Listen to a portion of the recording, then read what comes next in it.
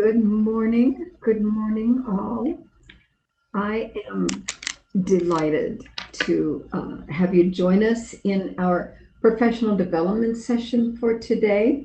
Um, we are pleased to have Lisa Desruisseaux, who is a member of the Center for E-Learning team, and presenting on one of the areas that she is extremely well versed on, and that is using rubric as a tool beyond what most of us normally think of as a rubric tool. And so, Lisa, take off. Thank you. Thank you, Judy. I want to also welcome everyone, our community of practice. Today we're talking about student use of rubrics as tools for instruction. So let's get started. I put together a few guiding questions just to help frame our conversation today.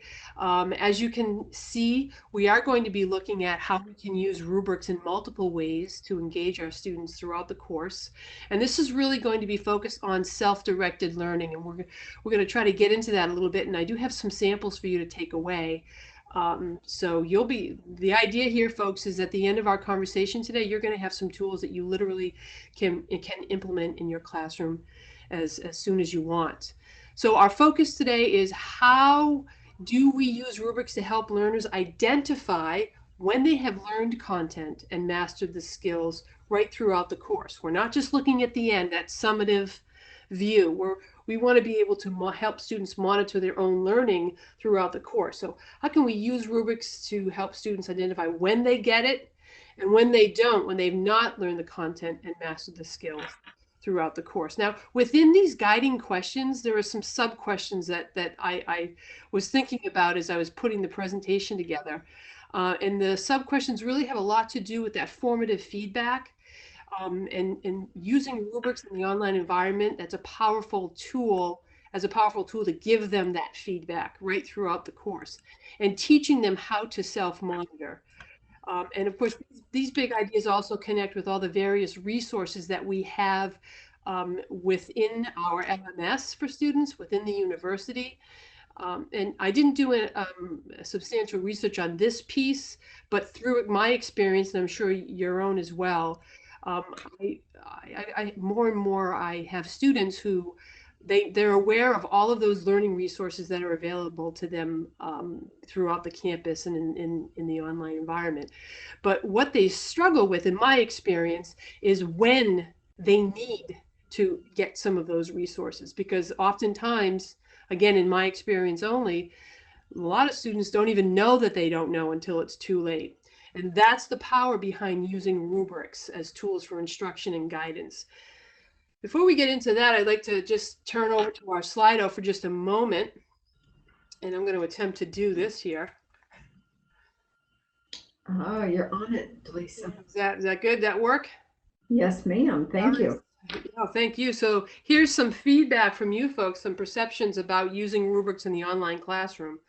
And we see some similarities here. We see that formative feedback piece, a tool, engaging students, setting expectations, and of course, identifying misconceptions. So this is a lot for us to work with. And I encourage you throughout the conversation this afternoon to go back into this into the Slido and add more. And we'll check on it in just a few moments. And also, once again, feel free to open that request to open that mic. And we will, well, Ashley will, not me. Ashley will open it up for you, and you can share. So a lot of good ideas to start the conversation, and brings me to all those words. And I anticipated that it would bring us right to self-directed learning. And in a sense, there's a lot of research available on self-directed learning, adult learning theory in general, and part of the learner's ability to self-direct their learning has to do with the instructional process, right? So that means that students are able to plan their time. They're able to literally work and apply the new content, the new skill into their learning, into what product or the assessment that they have to submit. And then there's the time management, or that self-management piece. And that's part of, again, the self-directed learning. They can self-direct, they can guide their own timing, their organizing. And then there's the self-monitoring piece. The self-monitoring piece is really the piece that we're going to focus on in today's conversation. And it connects with metacognition, which we've talked about before.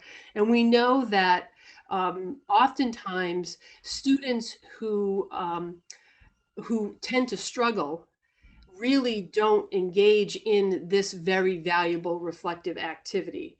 Research has shown us, and Garrison's work from 1997 really to support this, that metacognition and that self-monitoring piece does not come naturally to a lot of learners.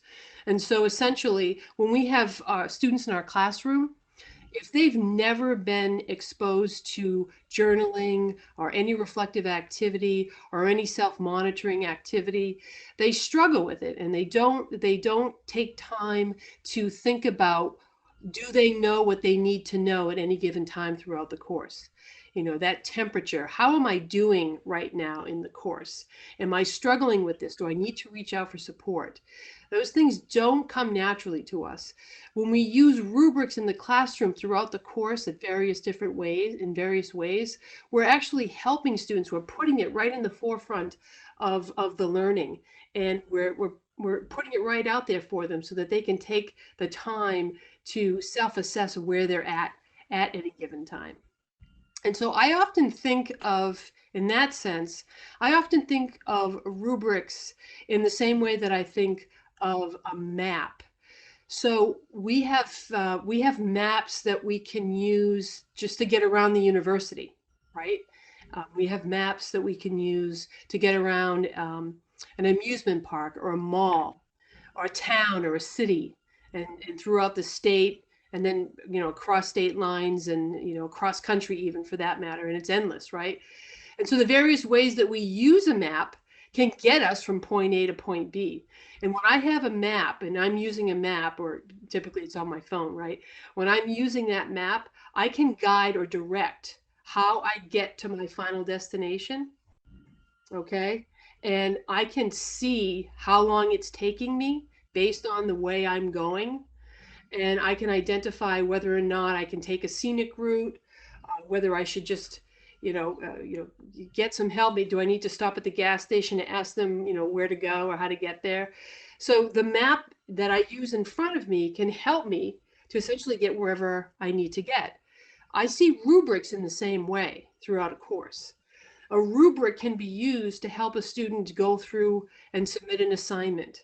And it can be as simple as a checklist, really, a grading scale. It can be, and we're going to get into the different types of rubric in a moment, but it can be something that can actually help student get through an assessment in a holistic or in an analytical way. And a rubric can essentially guide the students right throughout the course in meeting those course outcomes. So those are the various ways at a very high level that we can use rubrics.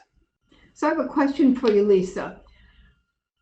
I gathered from what you said that a rubric we know that a rubric with the levels of expectations is one of the standards, but I'm hearing you say that even one as a checklist, where there is one criteria and a place where the instructor can put comments in, is also just as effective. Absolutely. Absolutely. Okay.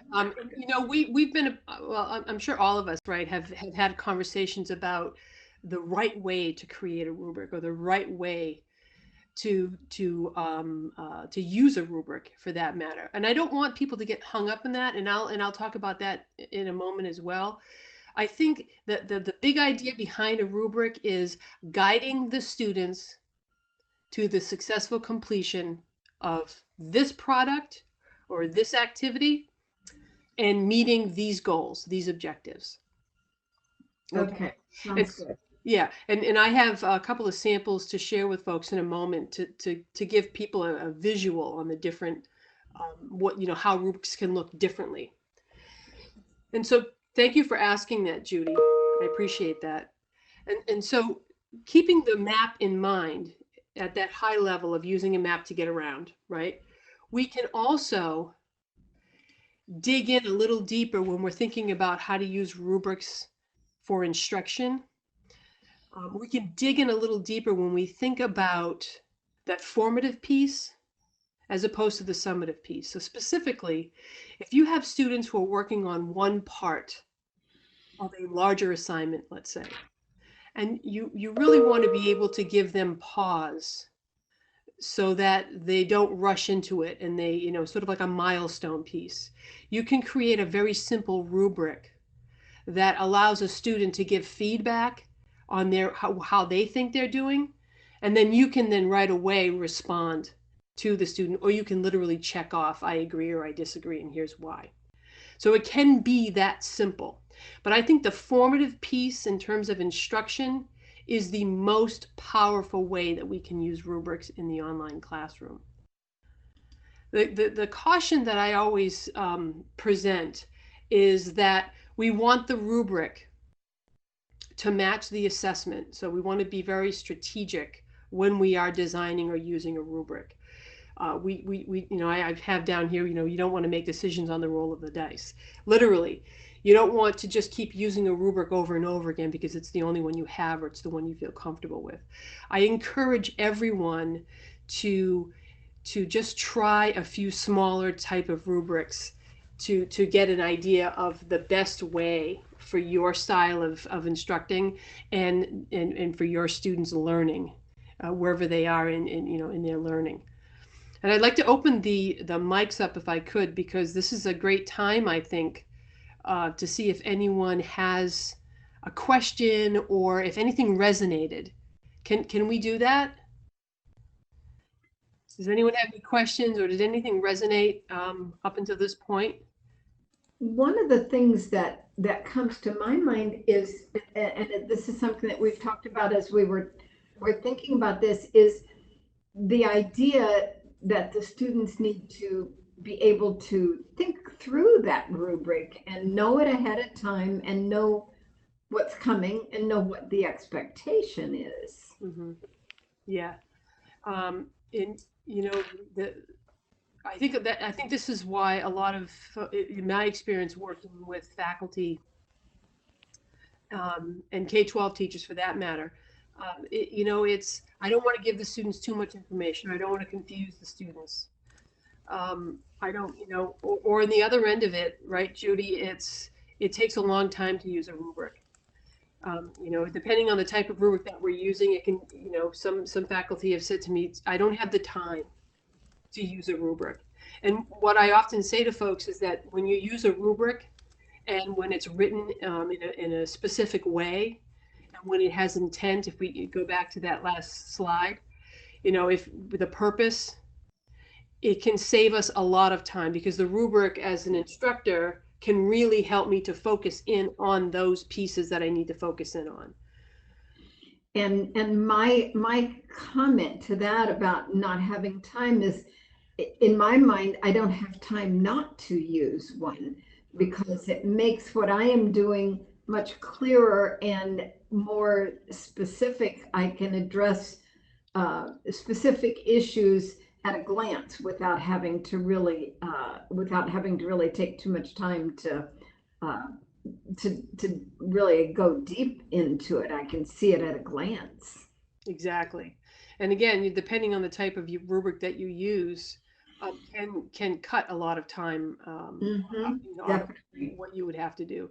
So it really is all about thinking, how can I use this rubric to be very clear, to help to put things out very clear for my students so that they know what the expectations are and what they need to literally create and how they need to show that they know, and at the same time how it can help me stay targeted. Yes. And there's a whole equity piece behind it too, because when we use a rubric, we're finding the evidence in the student work, and we're focusing only on that evidence. And again, depending on the design, will help us to focus on certain types of evidence. Well, I'll go on. Well, we have a few comments. Excellent. Renat says, I absolutely agree that rubrics can save a lot of time. They also signify student-centeredness and fairness towards students, since students are given timely feedback on their progress. Yeah, the timely feedback is crucial, right? Because we know that if, feedback is to help the students, right, direct themselves. And Yes. right. And so that feedback piece is really what we're talking about here. That's the power behind using rubrics. And so it does need to be, it has to have a quick turnaround so that the students can take that feedback and then apply it into the next step, whatever that next step is. Which is why I think it's much better, just based on what I know and what I've done and the conversations I've had with people. I think it's much more effective when we use formative rubrics throughout the course instead of those summative ones that we have, be it an exam or, like in the midway of the course or at the end of the course. For sure. Was there another question or another comment, Ashley? No, Okay, not yet. thank you. All right, excellent.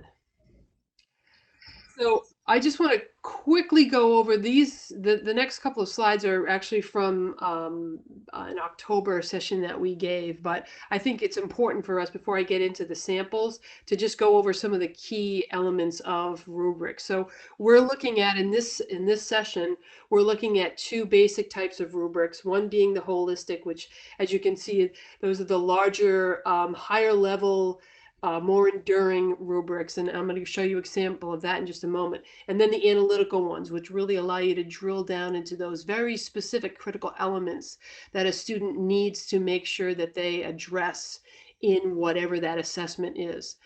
And important that both the analytical and the holistic rubrics have to have that feedback component. That's the key. So here's a sample of a holistic rubric for chocolate chip cookies, right? So you can see here, it's very simple. You could have a yes, no, you can have a pass, fail. The feedback is key, so there would be a feedback area here for the instructor to type something in quickly. And we have here the possible indicator for success: baked chocolate chip cookies with quality ingredients at optimal temperature and time. So that, again, that's a very high level, enduring understanding that the student is showing that they can actually bake the chocolate chip cookie with quality. And then the next one, talks about displaying the chocolate chip cookie. Now, holistically, right, that's, a higher level, higher overarching. Analytically, now we can drill it down if we need to, right? So this is an example of an analytical rubric that has those critical elements of the chocolate chip cookies on the left-hand side, and then the proficiency levels across the top, which communicate to the student the different levels that one could go one way or the other. Now, I've had conversations, and I'm interested in hearing what you folks think, that all we should be, conversations about all the proficiency levels that we should share should just be proficient or exemplary. That we don't even want to deal with the needs improvement or the not evident piece.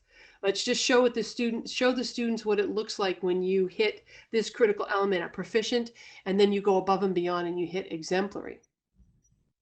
It's a matter of philosophy at that point, but you can see here how you can really drill down into those specific areas. This type of rubric is really, right, Judy, what you were talking about before, that helps you to focus in on, all right, I see this product in front of me, or I'm reading this document, and I'm looking for the chocolate chip piece, and I'm looking for the shape and size piece, and I'm looking for the texture piece, right? So it really is a matter of you just, finding. And on the student's end, right, I, as the student, can look at this and say, okay, I've got to make sure that I'm using the dark chocolate chips and they're broken into larger chunks, because according to this rubric, right, that's what it would take me to at least hit proficient.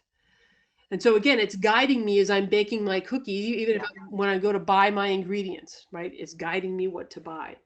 Yes, yeah, and following it tells me exactly what I need to do in order to accomplish, and it's my determination how far I want to accomplish, correct? Yes. Which goes back to that conversation that I've had with folks before about why would we give them needs improvement or not evident. We want everybody Well, to yeah, target that yeah, proficient level, right? All of our students should be targeting at least at proficient, and then going above and beyond to exemplary. And I yeah, have a couple of yeah. rubrics that speak to that style, that I can share with folks in just a moment. Are there questions coming in? Yes. Excellent. From Renee, he says, can rubrics work the other way? In other words, can we solicit student feedback on how the class is going? So I'm understanding that from the instructor perspective, looking at the student work can help me to determine where my whole class is at any given time, and then where my individual students are at any given time. And I would agree with it. If that's the intent of the question, I would definitely agree with that, because it is, again, it's that self-checking, right? Self-checking for the students as well as a self-check for me as an instructor, because if I'm having a large group of students that are falling short on the same thing, then maybe I need to rethink how I presented that information. Exactly.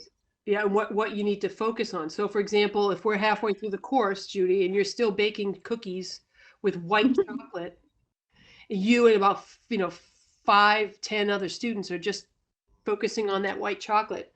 I'm going to make a specific announcement, or I'm going to target, or I'm going to, maybe come up with a new assignment to help reel you in and say, hey, dark chocolate chip chunks, Hershey's or Lind or whatever, Other questions, Ashley? No, that was all. That was it? Okay, great. Well, I'm gonna go with the cookies that are still warm. You are. Yeah. And one more piece about the elements or the components of a rubric. So, the wording, we have to be very careful with our wording, right? And I have to bring this up because I know this is where I used to struggle when I started writing rubrics. I don't know how to write those descriptors. I want to make sure that I'm not making things too convoluted, right? I want to keep them simple. So what we know about effective rubrics is that low inference terminology is better, right? And you want to make sure you're targeting exactly what you want the students to show that they know and can do. So in this example, I took this example from a writing course, a rubric I created. You can see here it's on the introduction. So this one critical element is on the introduction of an essay paper. And right away, you can see that all of the wording is aligned. So if we look at proficient, we're seeing that the student is discussing and they're focusing on the main idea or the argument about a relationship between selected works and a chosen theme. And then if you slide to the left or to the right, the words change a little bit, but the wording itself is consistent, which is crucial when you're crafting an analytical rubric, because you want the students to know that there is a relationship between all those levels of proficiency. Again, if you go with the type of rubric that, let's say, only has 2 proficiency levels, like proficient and exemplary, you still want to make sure that that wording is aligned, so that they can see that there are very specific pieces that I need to attend to in order to go from proficient to exemplary. All right, so I'm ready for another Slido. Judy, what do you think? Sounds like a good plan to me. I think it's time. So this Slido right here, I'm going to open that one up. I'm using my phone. I'm going to shut that other one down. I'm going to open this one. So now I'm interested, folks. It's definitely showing up, Lisa. Thank you. Excellent. So now, folks, let's take a few moments, if you wouldn't mind. Again, this is our community practice, so we're really interested in your thinking here. What do you think would happen if your students use rubrics to assess their own learning right throughout the course? Do you think they would, again, based on the students that you tend to serve and your content area, do you think that they would welcome? Do you think it would challenge them? Would it guide them? Would it be self-directing for students? So go ahead and put in, we'll just give that a moment. We'll give you all a moment to think. And I'm actually going to go ahead, and we have a couple who've already responded, and I want to thank you for that. Yes. Excellent. Thank you. Yeah. This is great, folks. Thank you so much. Better understanding of the expectations. see their own improvement. Excellent. I've also I've worked with a few instructors who have actually had rubrics created with the help of their students. And we can go ahead and do that, right? So if we're using a rubric in a course that we're teaching now, and we really want to know if it's clear enough or how impactful, I guess, the rubric is, we can ask our students for feedback on the rubric design, on the wording, on those critical elements, any aspect of the rubric really. And that's a great way to help us to evaluate how we're doing using the rubric and whether or not that rubric is really providing the support that we wanted to provide for our students. And I love this would help them reflect on their work, produce quality work, and succeed in the course. Excellent. And I love the comment about no more questions. What a great way to see the rubric as a tool, because if they're using it for their own improvement, they've got the answers right in front of them. What a great thought. I love that. Thank you. Thank you. I appreciate this, folks. Thank you very much. And I'm going to go ahead and stop the sharing right now, but I'm going to keep that one open. And now what I'd like to do, everyone, we have about 10 or so minutes left. And I want to have an opportunity to open the mics again in a little bit, but I'd like to give you a little bit I'd like to share some samples with you. Okay.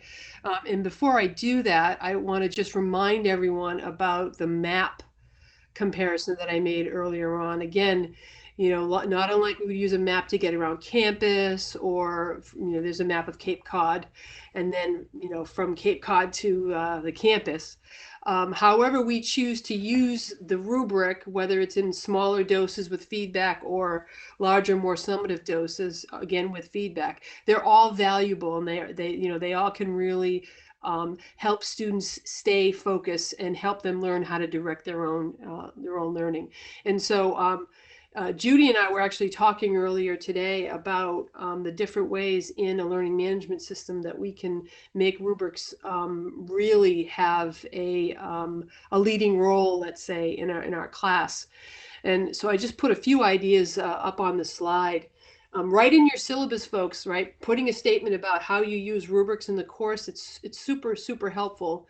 Letting your students know right away that we use a lot of rubrics in this course, or we use rubrics in this course for these reasons, and list them out. You could actually put a folder in your learning management system. If you use Canvas, you can put a folder in there for students to download all of the rubrics. I think it's super helpful for students. Well, I know it's helpful for students to see all those rubrics in the beginning, and they can download them, they can print them, and they can have them there in front of them as they're working their way throughout the course. And Judy's idea, right? Judy, you had the rubrics module idea.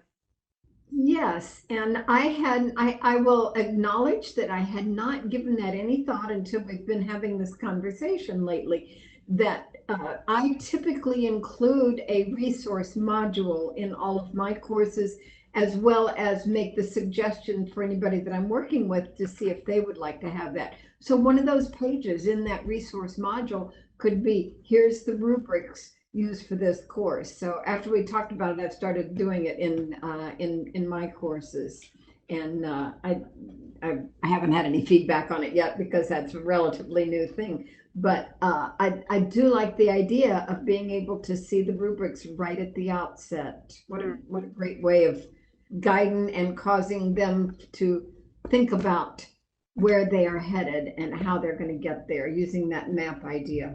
Mm. And you just reminded me, so in our discussion, so using Canvas, in order for students to see the discussion board rubric, they have to know that they have to go up and click on View Rubric, right? And yeah. So, Judy, your idea was to actually, what did you say before you said you post the rubric? I do a screenshot of the discussion board rubric, and then when I create the discussion board, in addition to the prompt for the discussion board and what the alignment is, how that discussion aligns to the module objectives, then below that, I put the screenshot of the rubric that is being used to grade that discussion board, because that way they can see it as they are thinking about their responses. Otherwise, it's not clear to them. It's not intuitive. You have to give them directions, and it's not intuitive. Now, on the instructor perspective, when I'm grading the discussion board, that rubric always shows up for me, but it doesn't necessarily show up for the students. So I just do a screenshot and put it in right in the on the page with the prompt. Right, right. I just think it's a good idea any way anyone decides to do it, to get those rubrics in the forefront. And even if it's, every now and then you send out an announcement saying, don't forget to take a look at that rubric before you go in and start working on whatever assignment or, final assessment or whatever. Remind people that the rubric should be right in front of them when they're creating whatever it is that they need to be creating. And you just reminded me of there's nothing wrong with using a general rubric, right? So, for example, the discussion boards, right? You could use the same rubric for all your discussions. You just have you have key areas that you want them to focus on, and you could just say, focusing on the content, or I guess responded to 2 peers, within a certain amount of time, or timeliness.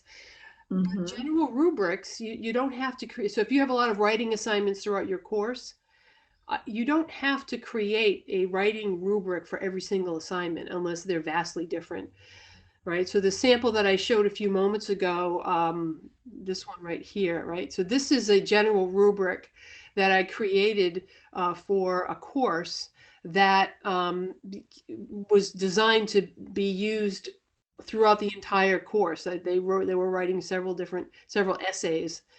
And so the idea here is that, again, you can see the relationship between the selected works and the chosen theme. Well, the work and the theme can alter throughout the course, but you're using the same rubric. It saves the instructor, it saves me, the instructor, time. I don't have to keep, and the other thing is it makes it more familiar to the students. Yeah, they've used the rubric before. Yeah, that's what I was going to say. If they're writing prompts and the essays, the things that they have to write through there, if the rubric for that writing is consistent across the course, that's going to be how they're improving from one assignment to the next as they do their revisions and realize where it connects to that map, that roadmap that they had. Exactly. So I'm going to just one more thing before I show some examples. So I just want everyone to understand that, and keep in mind rather, that not all students understand what rubrics are for and how to use them. I certainly didn't go to school, elementary school, middle school, even graduate school for that matter. I never used rubrics, as a younger learner. And so I like to keep in mind that not all students are going to understand how to use a rubric or even what rubrics are for. So it's, it's a good idea to, when we start using rubrics, or when we're using rubrics in our course, to just keep that in mind and just make sure we're very clear about how, the best way that they should use the rubric and what it's for. Just I think it helps the student out in many ways. So I've got a couple to share with folks. This is a 3-column rubric. This is more of a holistic rubric, meaning it doesn't have those analytical features. You can see it's very, very basic. There are 2 critical elements. You can have as many as you want. So those are just the topics or the focus areas, right? Political, legal, environments. And what happens in that first column is the student self-assesses where they're at in terms of meeting that critical element. The faculty assessment or the faculty feedback piece goes in the column on the right. So what happens is the student can fill this out quickly. This is where I think I'm at. The faculty can grab it, take a look at it, type out some feedback, and then submit it, send it on the way to the student. You could use this style, this 3-column style, for anything, any topic, anything at all that you want to help the students with self-direction. The next style, again, is a basic 3-column, but now we're looking at objectives. So think of your module objectives, let's say. or the course objectives. And you really want the students to, again, self-assess, right? So in the first column on the left, we have the objective. The student in the center column needs to put some evidence, right? So the work that the student feels he or she has completed that aligns and shows that they've mastered that objective. And then the student reflects on the progress. So imagine using this type of rubric throughout the course, meeting, let's say, the course objectives. Student in the maybe the first couple of weeks, they have those objectives. They put down the work that they've done so far, what they've done in terms of meeting those objectives, and then they're reflecting on how well they're doing in meeting those objectives, and they submit that to you. And then you keep going on and on and on. So that's another way of using the 3-column rubric, and really keeps the students on target with meeting those final course objectives or module objectives, however you'd like to do it. Lisa, these are some powerful rubric formats, and I have not even given any thought to having them self-assess or reflect within the rubric. What a great idea, and what an amazing tool. Well, it was Doug Reeves' idea. I just like it. Okay, that's fine. I'll thank him too then.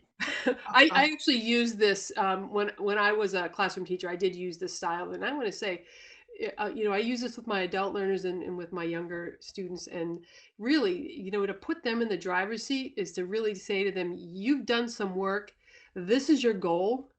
You've done work to help you meet the goal. How are you doing in meeting the goal, right? And going back to the map comparison, it's a great way. It's a great way for them to think about where they're at. Another one here, this is called an anticipation guide. Various folks have used this, or if you just Google anticipation guide, you're going to get, the lot on this. But essentially an anticipation guide, you provide statements to the students, or you have students provide the statements before they're exposed to content or skill, before they read something, hear something, see something. They select whether they agree or disagree with that statement, cold. Then they're exposed to whatever it is, the content, the skill, the video, the article they read. And then after, do you still agree now that you've seen what you've seen or heard what you've heard, right? Explain why you still agree or disagree and support the evidence. Now you could use this type of format, the anticipation guide, in a discussion forum as well. So in the very beginning, students can say whether or not they agree or disagree with whatever, right?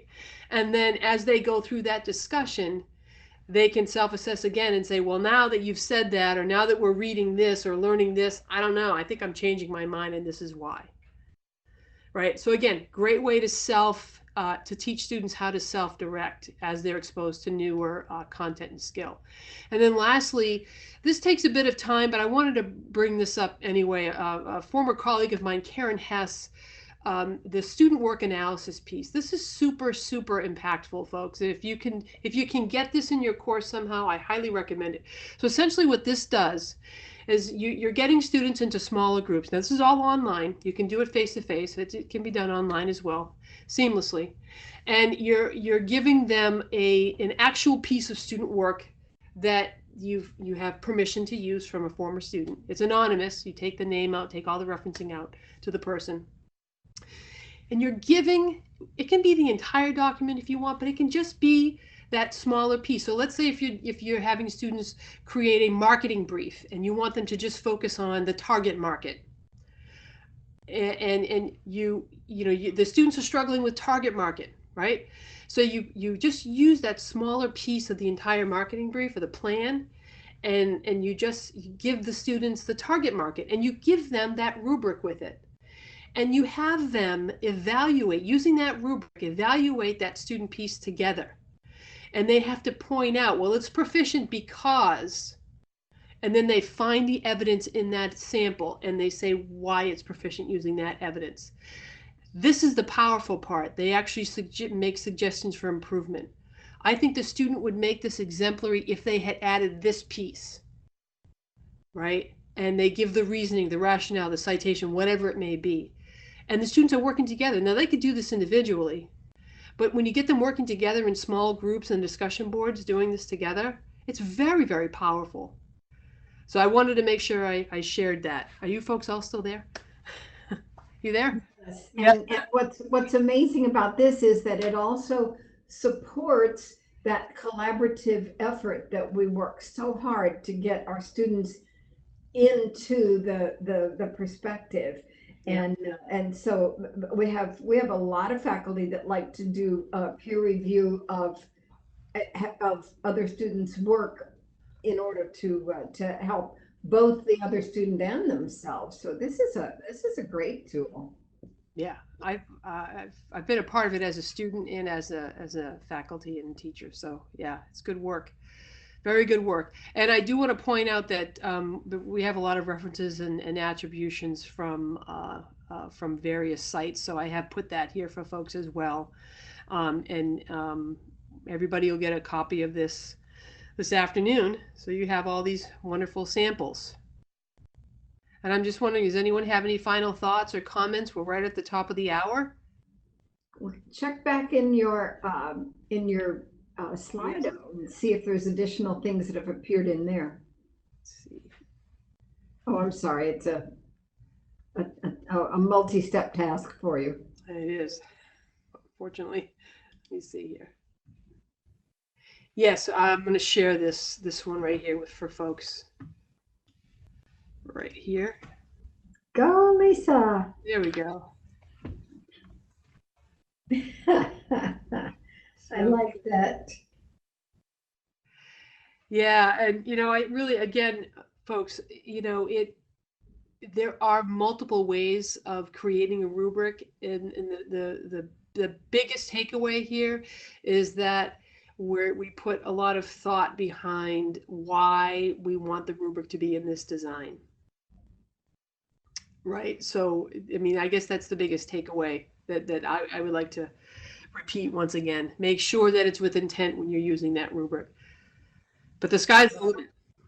And everything that we do is with intent, with that bottom line being what we can do to support our student learning. And so I'm going to take this opportunity to thank everyone for joining us, and to especially thank Lisa for guiding us through this, because I needed this.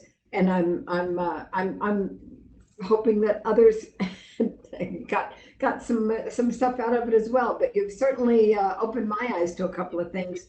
Thank you, Lisa, and thank you everyone for joining us today. Thank you so much, everyone.